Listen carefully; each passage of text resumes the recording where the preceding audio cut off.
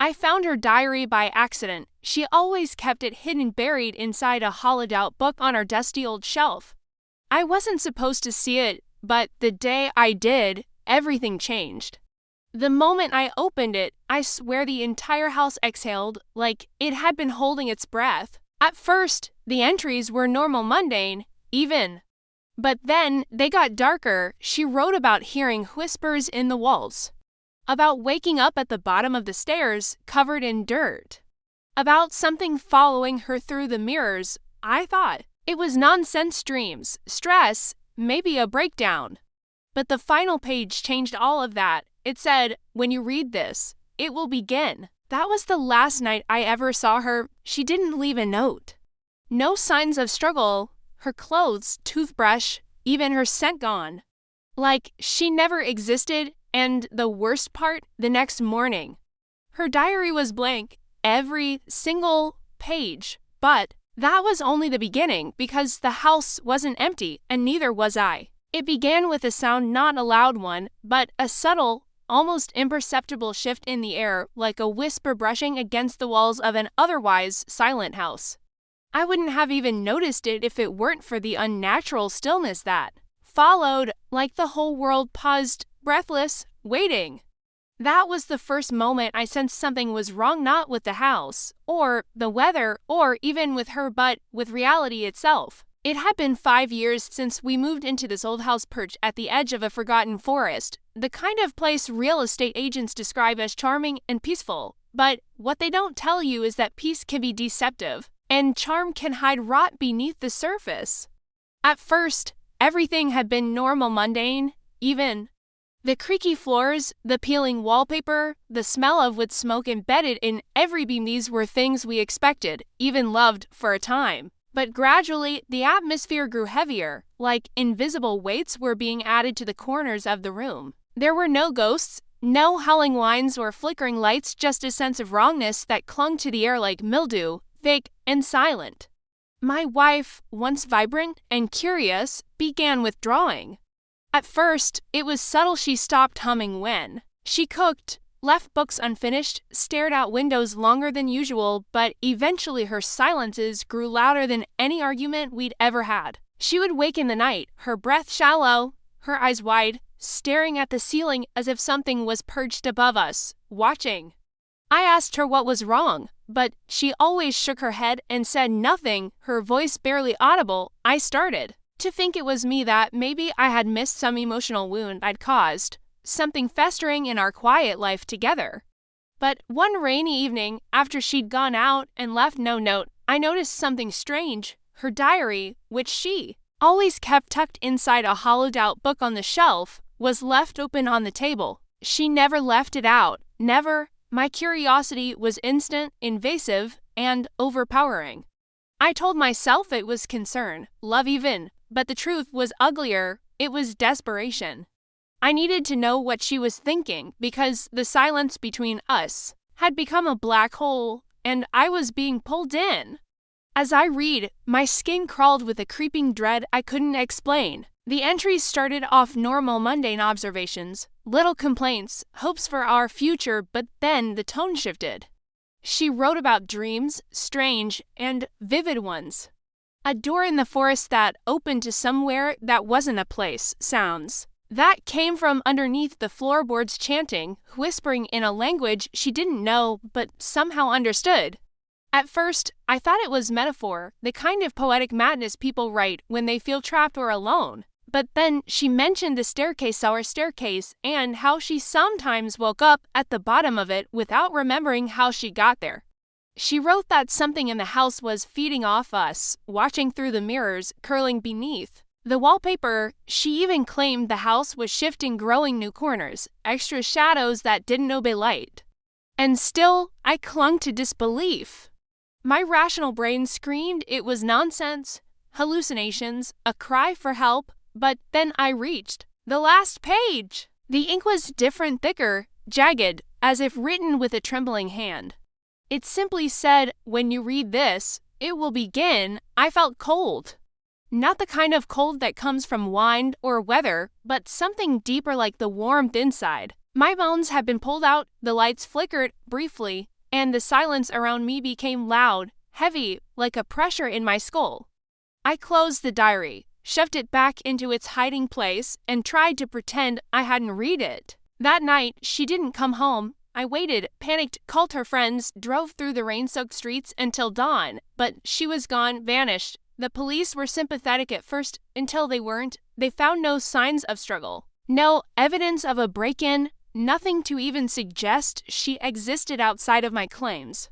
Our photos had somehow disappeared from the walls, her clothes were gone, even her toothbrush was missing, as if she had been erased. And yet I knew that she had been here, that we had shared meals and memories and laughs in this very space. I tried to show them the diary, but it was blank, every page white, untouched. The hollowed-out book was still there, but the contents had been replaced with dust. I began doubting myself. Had I imagined it all? The weight of the days pressed in on me like a tightening noose. I stopped answering calls, I stopped eating. The only thing I did was read her books. My books, old tomes from the attic that smelled of ash and mold. I thought if I could find some pattern, some logic, I could bring her back, but instead I found something else. In one of the older books, handwritten in the margins, were symbols identical to the ones I'd seen in her diary before the pages went blank. I traced them obsessively, night after night, until one evening I heard it. A sound from beneath the floorboards, not rats, not pipes, but something ... rhythmic, like breathing. Like a heart that wasn't mine beating under the house. I didn't sleep at night. I couldn't. I sat in the hallway, staring at the mirror she used to brush her hair in front of, waiting for it to move, to change, to open. The glass never shifted, but my reflection did. My eyes looked wrong, darker, deeper. I turned away, afraid of what I was becoming. And then, 3 days after she vanished, a letter appeared on the doorstep.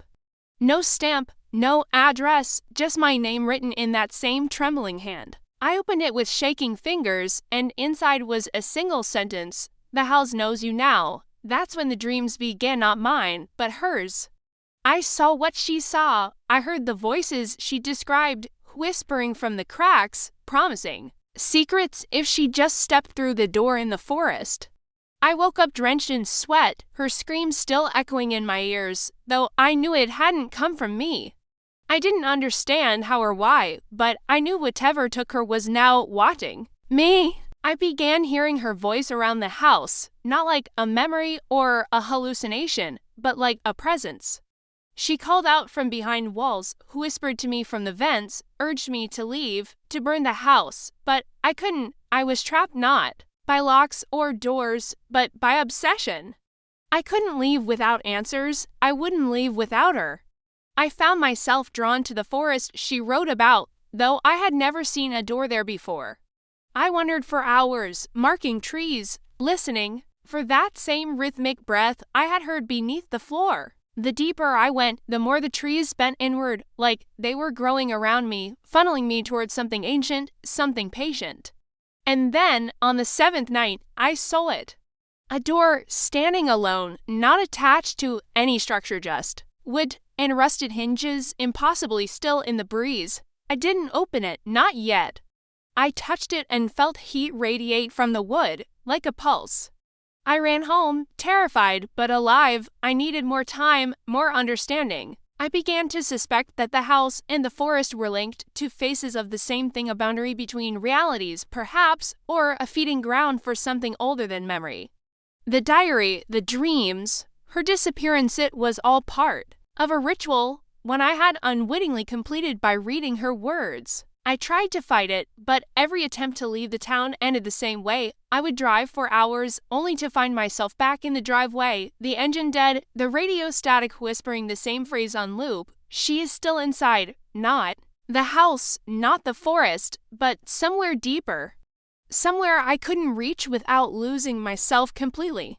The days that followed blurred together, a sick carousel of waking dreams and hallucinations I no longer trusted myself to distinguish from memory. Time moved strangely in the house it always had, I realized, but now it'd been around me, mocking my routines, fragmenting my sleep. I would close my eyes for seconds and find that hours had passed, or stare at the clock only to watch the hands freeze, reverse, and twitch like broken limbs. The television flickered with channels that didn't exist, static that spoke in low, guttural syllables just below the range of comprehension. Even the walls seemed to pulse, breathe, as if the house itself was alive and impatient. It wanted something from me, no, it expected something, and I was failing to deliver. I stopped eating, not because I wasn't hungry, but because food no longer tasted real. The moment it touched my tongue, it turned to ash and left my mouth. Dry, cracked, and hollow, the only thing that still carried weight was the diary. Even in its blank state, I kept it close, unable to part with it.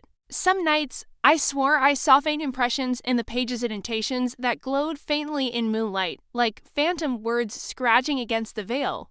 I began tracing them with my fingers, eyes closed, letting the sensation guide me. I started to write not from memory, but from somewhere deeper, darker, as if something had tunneled into my mind and whispered the story through my hands. What I wrote wasn't in English. It wasn't in any language I knew, but I understood it all the same.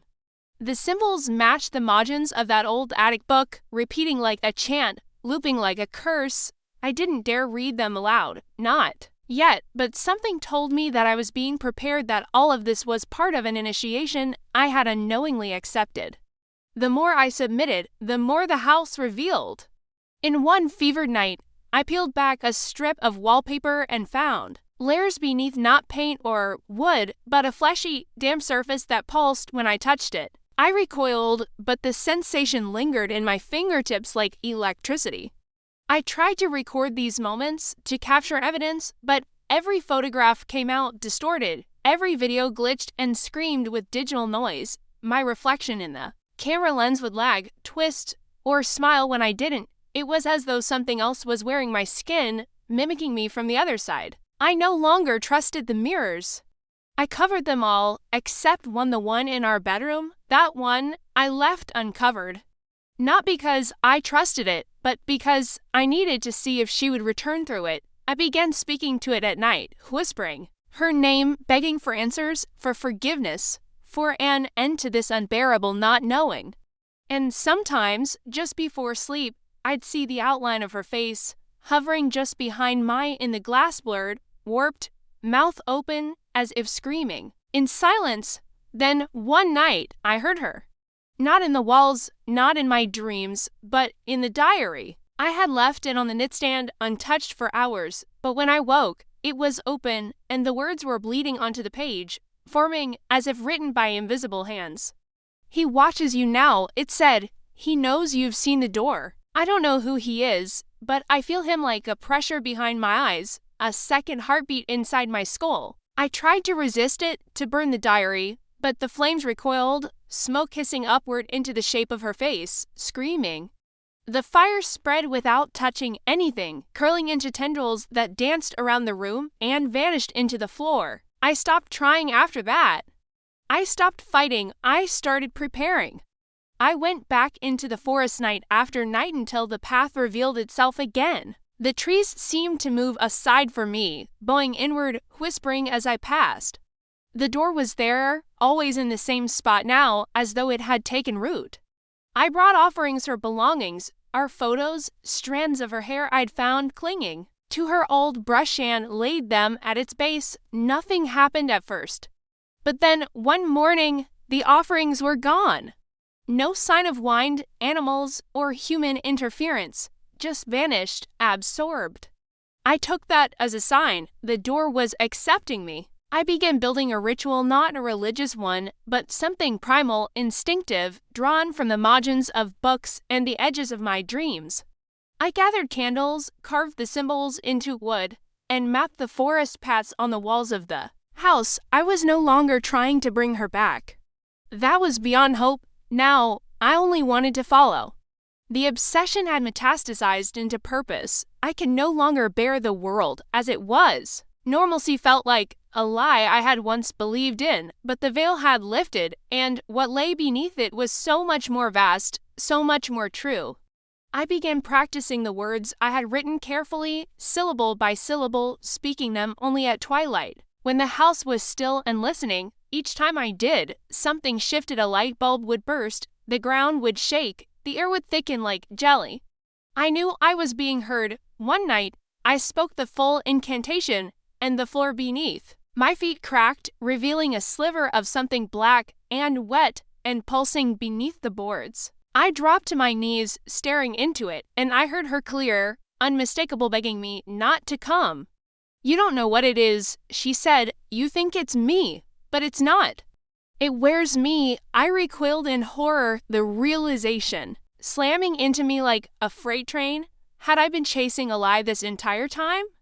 Was she even still alive? Or was she already consumed by the thing I was about to offer myself to? I tried to stop the ritual, to erase the symbols, to scrub them from the walls with bleach and fury, but they wouldn't fade.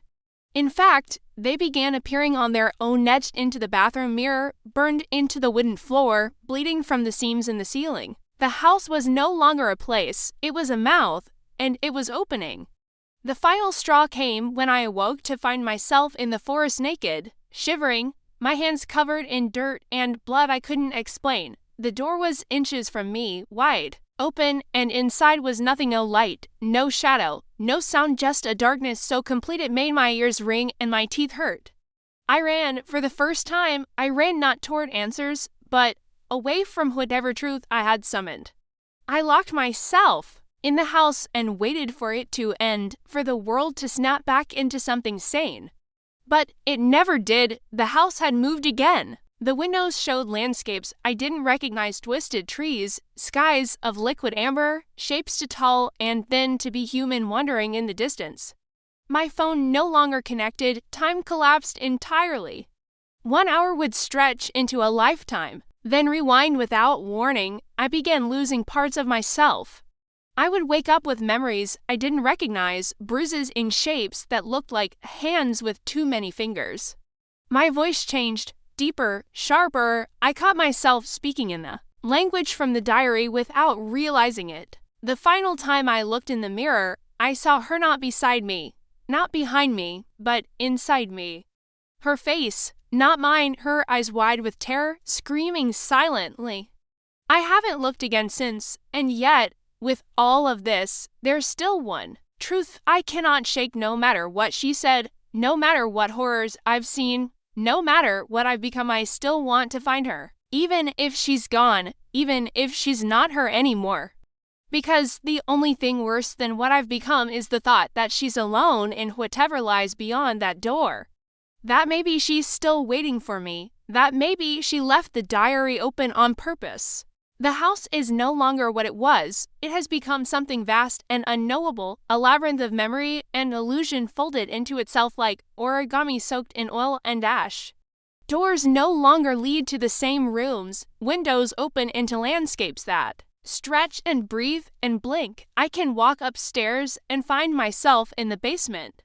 I can close my eyes in the kitchen and open them on the roof. The laws of space, of time, of identity, whatever once held them together has fractured. I no longer sleep. I no longer eat. I have learned to listen to the walls, to the moaning grain of the wood, to the sounds that burble and click beneath the floor like teeth grinding in wet soil. I've come to understand that the house itself isn't cursed, it's a beacon, a lure, a mouth open wide and humming for centuries, waiting for people like me, people who break something sacred when they open things that were meant to stay closed. The diary wasn't a book, it was a gate. The forest wasn't a place. It was a skin stretched over an older wound. And my wife, she wasn't just a person, not anymore. I've stopped thinking of her in past or present terms. I've stopped using words like lost or missing. She's not gone, she's elsewhere. That word has started appearing everywhere I look, on the mirrors, in the grain of the wood. Carved into my fingernails when I wake, elsewhere, elsewhere, elsewhere. I've begun to understand what it means, what they mean when they say it. This house is a mouth, yes, but it's also a door, and it wants to be open fully. It's shown me things to coax me deeper, visions of her standing at the edge of a black ocean, whispering my name with eyes that do not blink. It's filled the rooms with her scent, her laughter, her weeping.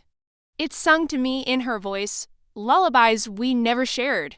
It has given me moments, cruel, hollow moments where I feel her breath on my neck, her hand in mine, only to find my own arm dislocated, twisted, gripping nothing but air. The thing that took her is using her.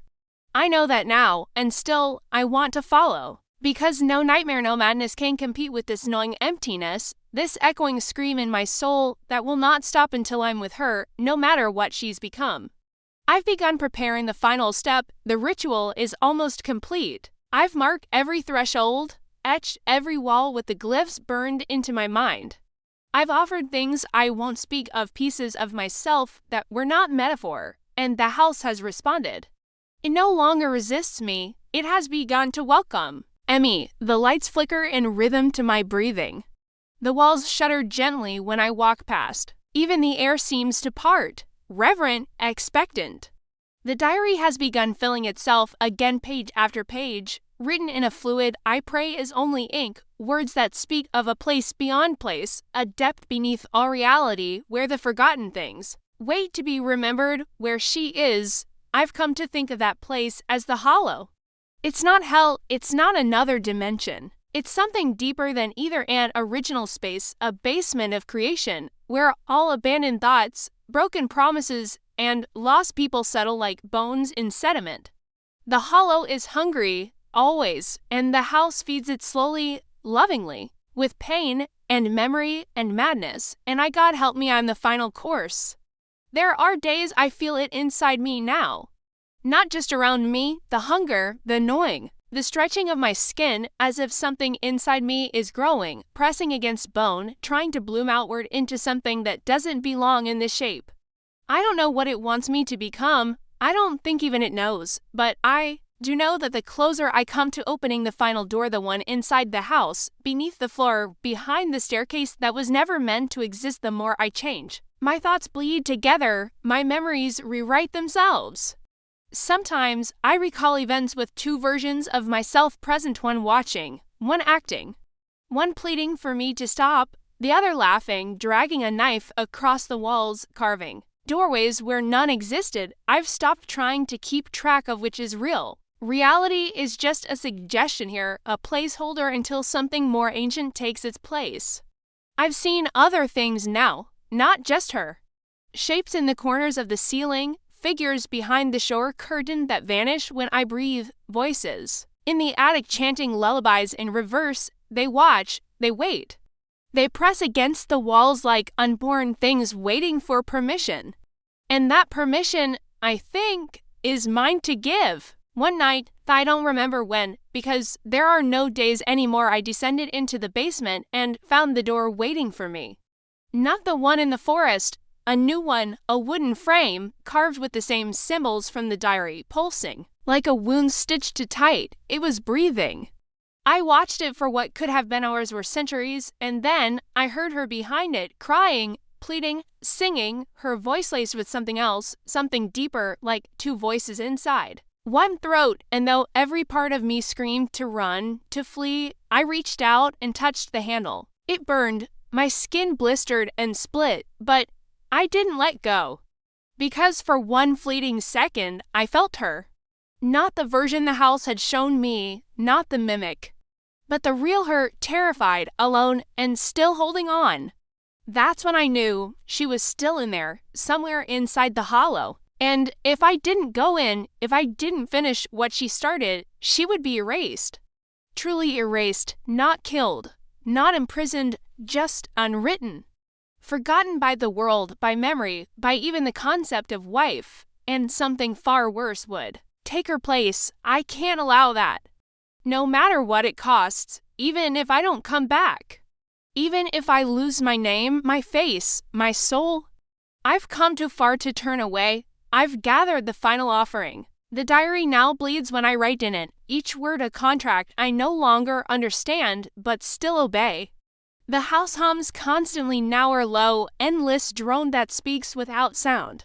I no longer feel pain, I no longer feel cold or heat or hunger. Only momentum, only the pull forward, downward, inward.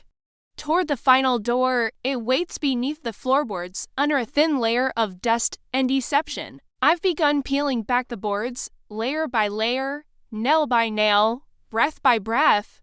And beneath them, I see the flesh again, not wood. Not stone flesh, pale, veined, beating. I don't know if it's alive or if I am, but I know what I have to do. There's one phrase left to speak, one passage left to recite, one step left to take. The door is ready, and I am no longer afraid, because whatever lies beyond it, whatever form she's become, whatever the hollow demands, I will face it. I will walk through for her, for truth, for the thing that still burns behind my eyes even as my body forgets how to be human, love, twisted, eternal, irreversible. The final hour came without warning. No clock chimed, no wind howled. No final message scrawled across the walls. It simply arrived heavy, absolute, pressing in from all sides like a tide of silence so thick I couldn't breathe. The boards were gone. The floor beneath me was no longer floor. It was a surface that pulsed and groaned like something half asleep and dreaming of teeth. I stood above the final threshold, the air clotted with the scent of salt and iron and soil that hadn't seen daylight in 1,000 years. The diary was clutched in my hand, but it no longer mattered. It was only a key, and the lock had already turned. My other hand, raw and blistered, reached forward on instinct alone. I was past thought now, past doubt, past even memory. I couldn't remember my name. I couldn't recall my face, but I remembered her. The feeling of her breath on my chest, the sound she made when she dreamed. The weight of her absence, that was all that mattered now. I stepped down into the hollow. There was no resistance. No great rending of space, no fire or fury or collapse. Just a subtle folding inward, a sensation like falling sideways into a memory that didn't belong to me. The world didn't vanish, it inverted. 1 second I was above, and the next I was below, and the house was no longer a house, but a spine that arched into a sky made of bone and paper and the rustling of forgotten thoughts. I walked through corridors that breathed, through halls of shadows stitched with threads of light that blinked like open eyes. Sounds followed me, fragments of lullabies, the low sob of something enormous weeping in slow, planetary cycles. The hollow was not chaos, it was order, ancient and alien. And I was not a visitor here, I had been expected. The moment I arrived, the walls closed behind me, sealing with the soft click of inevitability. Shapes watched me from the folds of the air long, then, dripping things that murmured in a tongue I had taught myself in sleep. They did not move, they simply waited. I did not speak to them, I didn't have to. I kept walking, guided by something deeper than sense and instinct that was no longer human, and as I moved, I began to see her. Not in whole, not yet, just echoes, a flash of her hair around a corner. The ghost of her laughter behind a sealed door, the pressure of her hand against mine in the dark. The hollow was testing me. It showed me versions of her twisted, broken, remade in awful beauty. One smiled at me with teeth too sharp, lips sewn shut. Another wept blood that formed words on the floor. Too late, a third simply stood in the corner, motionless, vibrating slightly as if being held together by the weight of my belief. I reached for her, but my hand passed through. A mirage, a memory, or worse, a bait. Still, I pressed on. The hollow began to reshape itself the closer I got to its center. The walls grew wet and warm, pulsing with low moans. The floor cracked with each step, revealing veins of light buried deep in the dark. My own body began to unravel, not in pain, but in purpose. My bones thinned, my vision doubled. My shadow moved ahead of me, turning to watch, as if judging the thing I was becoming. I saw her again clearer this time. She stood in a chamber vast as a cathedral, surrounded by mirrors that showed 1,000 versions of her, living, dying, screaming, laughing, loving, dissolving, each reflected choice, regret, memory. Her back was turned to me, but I knew it was her. I could feel her. I whispered her name, and all the mirrors cracked at once. She turned, and I wept. It was her, but not as she had been, not as I remembered. She was raw, translucent, radiant with suffering and something older than pain. Her mouth moved, but no sound came. Her eyes locked with mine, and in that moment, we shared everything. Every dream, every terror, every truth. She had come here, willingly, drawn, just as I was. The diary had been her invitation, her map, her curse. And now it had become mine. She was not a prisoner, not exactly. She had become part of the hollow woven into it like thread through the eye of a needle. And yet she still remembered me, still loved me. I reached for her, and this time our hands met. It was electric, awful, divine, and then she pulled me close and whispered not in words, but in thought what had to happen next. To bring her back truly, completely, would require something unthinkable. A trade, not just my life, but my existence. Not just death, but erasure, a complete unwriting of my presence in the world above. I would be forgotten, not missed, not mourned, just removed, like a line deleted from a book, like a name scratched off a gravestone that never existed. It would be as though I had never been born. But she would live, walk the earth again. Breathe, laugh, cry, love. Without me, without memory of me, that was the price. And I agreed, of course I agreed. There was never any other choice. I closed my eyes, let go, and offered myself to the hollow. I felt it enter me not like a possession, but like water filling an empty glass. I felt every molecule shift, every memory shatter. My name unraveled in my mouth, my thoughts went silent, one by one. The last thing I saw was her face whole again, human, beautiful, and then nothing, no light, no dark, no sense of time. Just the soft rustle of a diary page turning itself. And now I wonder if any of this was ever written, if anyone will ever read it, or if this too will vanish, erased with me. Maybe you're reading this now. Maybe you found the diary again. Maybe you're feeling the pull, the curiosity, the hollow click of something old and hungry turning its gaze toward you. If so, I beg you don't read further, don't go looking, don't follow. Because what you think is a story is a door, and some doors are meant to stay closed.